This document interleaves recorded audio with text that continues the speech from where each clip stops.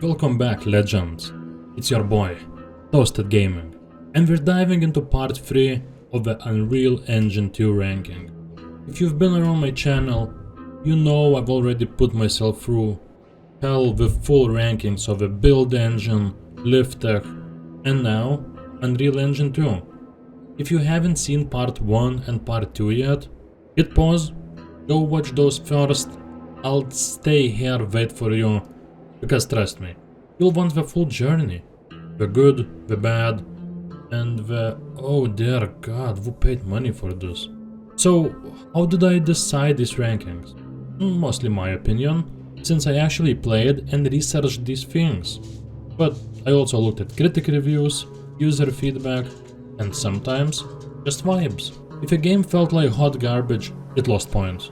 If it did something cool, even if it was junk, I gave it love. Think of this list as part science, part chaos, part what the hell was I thinking? And hey, if you want early access to my videos, join the channel. Members get 1 week early access, their suggestions get top priority, and your name gets handed to the end credits as one of the amazing people who keep this whole thing alive. You also have a Discord, link is in the description. And if you're gonna be buying any games, why not check my Game Evo link down below? If you buy through that link, you also help support this channel, and if you use code ToastedGaming, you'll get 3% off. Good deal for me, good deal for you. Alright, enough stalling, let's get into the 40th through 21st best Unreal Engine 2 games, where things finally are getting really good. We're starting this chunk with something you've probably never heard of, Pamoja Mtaani. This was a Kenya exclusive co-op game made to teach teenagers about HIV prevention. Yeah, not your usual Unreal Engine 2 flex, but respect where it's due. It had a big open world Nairobi setting, minigames, and even a banging local hip-hop soundtrack. Did it play like a AAA masterpiece? No.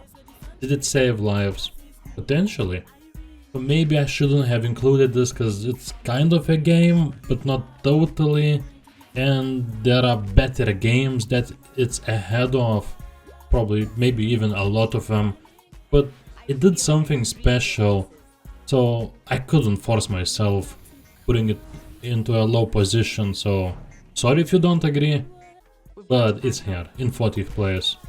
I think it's one of the most unique projects ever built on an engine like Unreal Engine 2. Next up, Exteel. Imagine Gundam, but free to play, and online, and also shut down in 2010. This was NCSoft's attempt at a mech arena brawler, and while it was a little grindy, players loved the customization and anime-style giant robot chaos.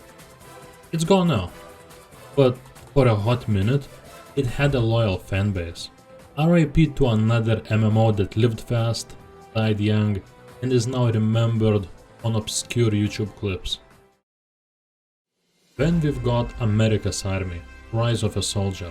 This was the Xbox attempt to bring the famous military propaganda series to consoles. And you know what? It wasn't half bad. The gameplay was more grounded than the run and gun shooters of the time, and it doubled down on the realism. Sometimes a little too much. It definitely wasn't Halo, but if you wanted slow tactical gameplay and a bootcamp simulator, this was your thing. At 37, the Chronicles of Spellborn, an MMO with unique ideas, like aiming-based combat instead of hotbars, and a painterly fantasy world that looked different from the usual World of Warcraft clones. Unfortunately, it launched half-baked, struggled to find players, and shut down a few years later. But hey, at least it tried something fresh, and some fans still remember it fondly. Think of it as the MMO that could have been. Let's rip the band-aid off Deus Ex, Invisible War. Following up one of the greatest PC games ever made, is like being the little brother trying to dunk after Michael Jordan. It's not happening.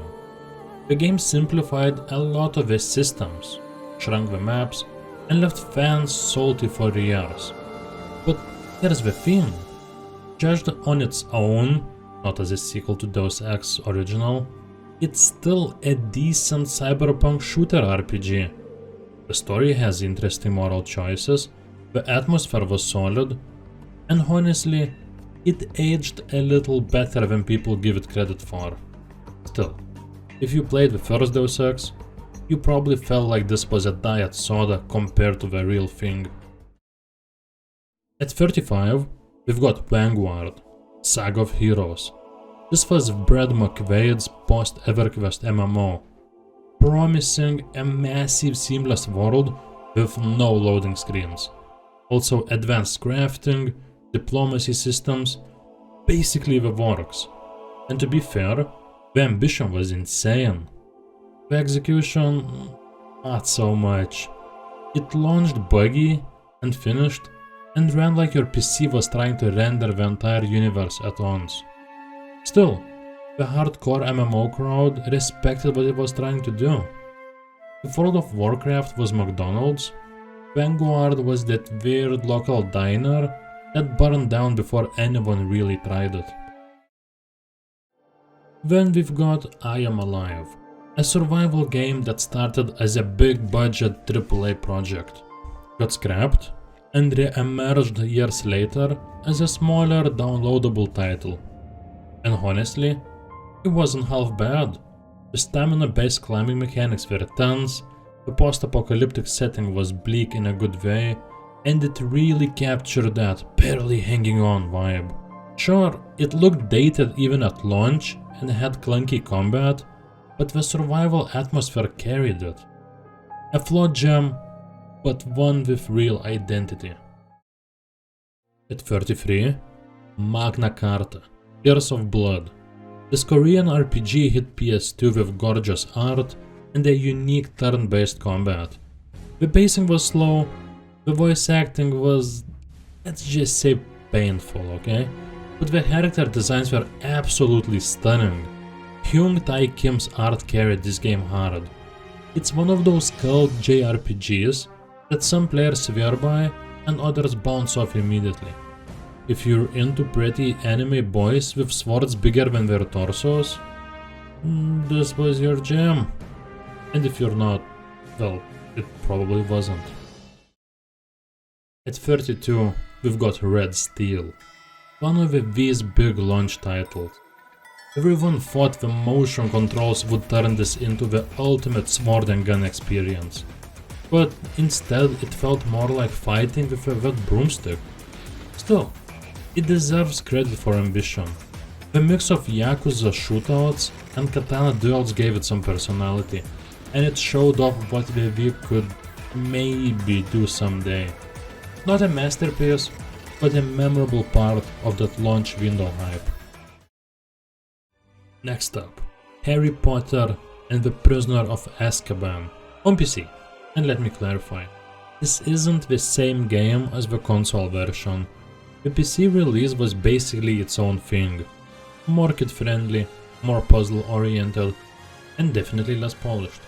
But it captured the Hogwarts vibe pretty well, and younger fans had fun exploring the castle. It's clunky and simple, sure, but if you grew up with it, there's probably a lot of nostalgia here. At number 30, Men of Valor, a Vietnam War shooter from the same folks who gave us Medal of Honor, Allied Assault. It wasn't groundbreaking, but it had a real sense of grit. The jungle environments, the ambushes, the sense of danger. It captured the setting decently well.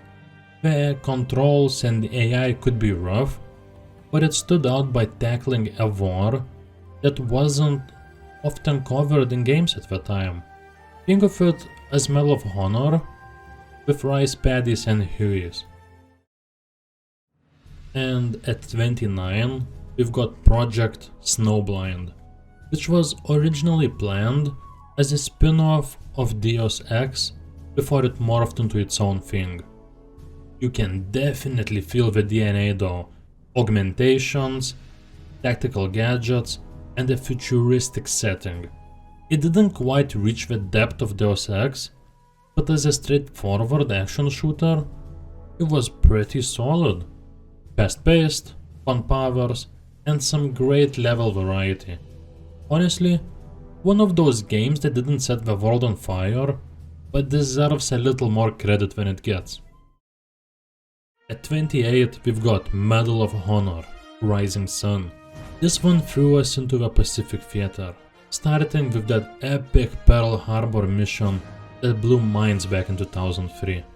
After that, it kind of went downhill with repetitive jungle missions and awkward AI, but let's be real, a lot of people still remember this one fondly for couch co-op and multiplayer. It wasn't the best Medal of Honor, but it had some memorable moments. And hey, at least it wasn't Medal of Honor Warfighter. Next up, Unreal 2, The Awakening. Expectations were sky high, and it didn't live up to them. It was slow, linear, and honestly kind of boring compared to the fast-paced madness of Unreal Tournament. But the visuals were jaw-dropping for the time, and the story at least tried to bring more depth to the Unreal universe. Not a classic, but not a total disaster either. It's the definition of a mixed bag. At number 26, Ghost Recon 2. This one was controversial because it was console only, and PC players felt completely left out, like me. Still, for Xbox and PS2, it was a solid tactical shooter that modernized the franchise with more action and cinematic flair. It leaned a little more Call of Duty than hardcore sim, which annoyed purists, but it also opened the series up to a wider audience. Definitely an important step in Ghost Recon's evolution. And at 25, we've got Splinter Cell Double Agent. Now, this one's tricky, because there were actually two completely different versions, one for Xbox, PS2, and another for Xbox 360, PC. Both were ambitious with a whole Sam Fisher goes undercover storyline, but both also had their flaws. The stealth was still satisfying, but the story was a bit uneven, and some levels felt half-baked. Still, even at its weakest, Splinter Cell was better than most stealth games out there. At 24, we've got Brothers in Arms, Road to Hill 30. This wasn't just another World War II shooter, it slowed things down and made you think tactically, commanding squads instead of running and gunning. It really leaned into authenticity, with historically accurate battles and a focus on flanking rather than charging head-on. The shooting itself could feel a little clunky, but the emotional storytelling and squad-based gameplay made it stand out in a sea of generic World War II games. Next up, Unreal Championship. This was basically Unreal Tournament 2003 built for Xbox Live, and for a lot of players, it was their first taste of online console shooters.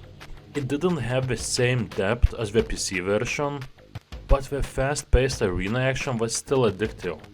Think of it as the scrappy little brother to Unreal Tournament. Not the star of the family, but still fun at parties. Oh boy, Postal 2. I had this game on my Unreal Engine 1 ranking, but after your guys' comments and doing more digging, I don't think I was wrong, but I don't think I was right either. It's more of Unreal Engine 2 than 1. In numbers it's technically 1, but that version was so close on the line that it looks way more like Unreal Engine 2, so it's here. And this one is infamous. It's crude, offensive, buggy, and yet somehow kind of brilliant in its own twisted way. You could play it straight, just doing your errands, or go completely unhinged and cause chaos everywhere.